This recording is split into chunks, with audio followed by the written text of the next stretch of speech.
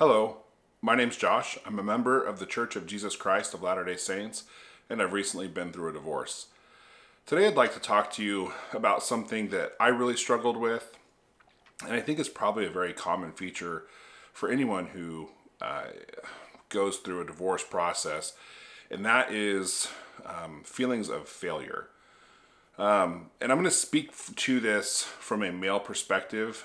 Some of the views I think I have are probably geared towards the men a little bit more, but there's definitely going to be plenty of it that's universal. So I just want to put that disclaimer on there to start with. So one of the challenges when the divorce process starts is that obviously and clearly divorce is the failure of a marriage. There's no question as to that. So because the marriage is failing, those feelings of failure will come. And I think first of all, I just had to accept that this is ultimately the failure of my marriage. And that alone is pretty hard to deal with. But what adds to that are things that we so often in the church grow up learning. Clearly, one of those is, no success compensates for failure in the home. Well, obviously, if your divorce is kind of the ultimate failure in your home.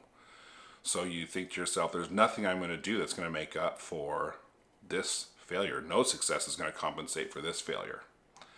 That was something I felt very strongly. You also feel, at least from the male perspective, that since you're the priesthood holder and you are to preside in your home, if your marriage fails, ultimately, that is a failure on your part. Doesn't matter what happened, it is your failure to take. That one was really crushing. And it, to me, that was a very personal one. That was one that I had a hard time getting through. And if we're really honest, even within the church, there's kind of a stigma that if a marriage fails, most people won't know the reason that a marriage fails, but oftentimes the people look at the man in the relationship and think, oh, I wonder what he did. That's a very common thing too. And I've talked to quite a few people all over the place, and that's a very, both men and women, and they say, yeah, that's a pretty common, I guess, stigma that we deal with. But all of that kind of dogpiles on these feelings of failure when a marriage occurs. And I found that sometimes when I would talk to people about it, you'd hear things like, well, you tried, which means as long as you tried, then you didn't fail because at least you tried. That's really good for like a basketball game or a football game or a track meet or something like that. That doesn't hold a lot of water in my mind when you are going through a divorce and your family is crumbling around you. It isn't to say that there's no truth to what's being said there, but that didn't seem to help me resolve any of the feelings that I had.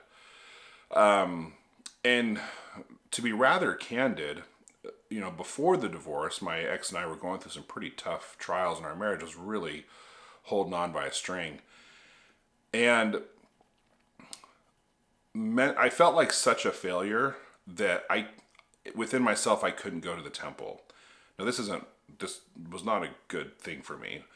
I mean, I was worthy to go to the temple. Mentally, I knew I needed to go to the temple. But emotionally, and this is going to sound probably a little weird, I was praying, I was fasting, I was reading scriptures, I was doing all the things I should be doing. But going to the temple, there was something about the way I viewed it in my head was going to the house of the Lord and having to face him. And I just couldn't do it with this failure looming about me. I even talked to my counselor about it, and we kind of worked through it. And I realized ultimately it was just shame setting in and doing the ugly work that shame does. But I felt as though I just couldn't, that if I could just find a way to save this marriage, then I could go back to the temple and I could face the Lord directly and I could say, yeah, I almost lost my marriage, but look at all this that I did. I fasted, I prayed, I did everything I was supposed to do, and I was able to save this marriage. But then when the divorce started, that wasn't to be. And so the thing that I had hoped for years was not going to happen. So I did end up going back to the temple, and which was hard for me on an emotional level, but it was great. I mean, I had some great experiences in spiritual and emotionally healing experiences there.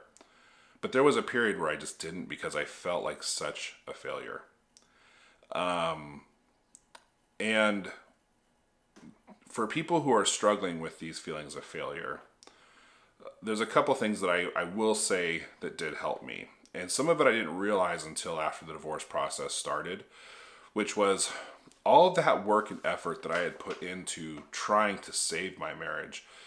When my ex asked for the divorce, I was talking to my counselor a couple days later, and she said, "Josh, do you feel like you've done everything you can to save this marriage?" And I could honestly look back and say, I have tried everything I could think of and probably more. And she said, "Well, what else can the Lord ask of you?" And I remember that kind of hit me hard, right? I knew I had tried everything. So although my marriage was failing, it helped me realize that it wasn't failing because of my lack of trying. And so that brought me some comfort.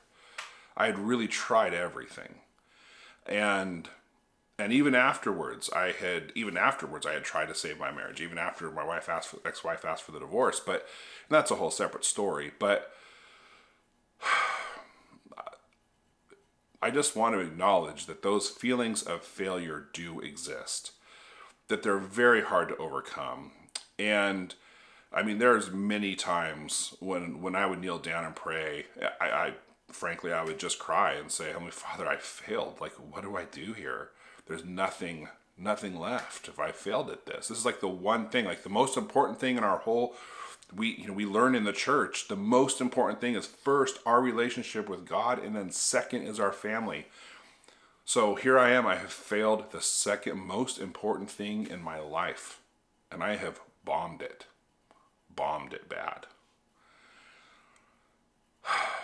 But I can tell you that when I would say those prayers, not every time, but there were definitely times when I would feel the Spirit just say, "Josh, you didn't fail. I know it seems that way right now." And I can say, and this is kind of in retrospect now, this last time as we were reading through in the Come Follow Me, about Joseph and his brothers being sold into Egypt and Potiphar, the whole story of Joseph, how, Joseph at the end, when he sees his brothers again, basically counts all those trials as being a blessing, right? And being the work of the Lord. And what's funny is as I read that story, I thought, yeah, but marriage is different because there's covenants and sealings and your eternal family that's kind of lost in that. And there's a different sting to that failure. And then it kind of dawned on me, frankly, as I was thinking about that no, I think Joseph probably knew all too well. Now, it wasn't divorce for him, but he knew the Abrahamic covenant. He would have known it well. And he knew he was the one who was supposed to get the birthright.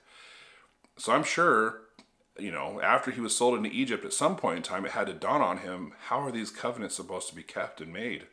And then maybe as he was rising through Potiphar and things were going well there, he thought, okay, well, maybe there's a way. And then all of a sudden that falls apart. And he probably had to think that all over again. Like, Heavenly Father, there's all these covenants that are writing supposedly on me. Where have I failed, right? And so maybe he understands the importance of, it just dawned on me that he probably understood the importance of the covenants that were supposed to be carried on through him.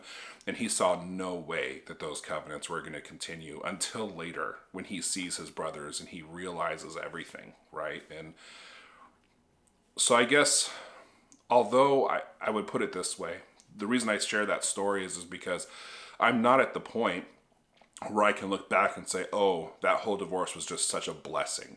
I can say I have felt the Lord bless me, and I have felt I have changed and I have grown in many, many positive ways. So I have allowed those feelings of failure to turn me into something better, right? Because we have a choice. In the end, we have a choice with those feelings of failure. We can let them keep us stuck in the muck and the mire of everything, or we could use those feelings of failure to say, I don't ever want to feel this again. And so I'm going to do what I have to do to change myself to put myself in the best position to never have to feel this again. And somehow, some way, God keeps all of his covenants, right? As long as we do our part, God always does his part. He did it for Joseph. And so somehow, some way, and I don't know how that's going to work itself out in the eternities, none of this has to be a failure. It can just be a step back, not a failure. So those are some of my feelings on failure and marriage, and again, I think everyone feels that feeling, that sting of failure, some point along the way, and probably many points along the way of marriage. So I just wanted to share a couple thoughts that I've had on that. So again, my name's Josh. I'm a member of the Church of Jesus Christ of Latter-day Saints. This channel is not endorsed by the church. My thoughts are my own. I'm not a counselor. I'm not a therapist. I've just been through a divorce, and hopeful that some of these thoughts and lessons that I've learned along the way can help you too. Thanks for coming to my channel.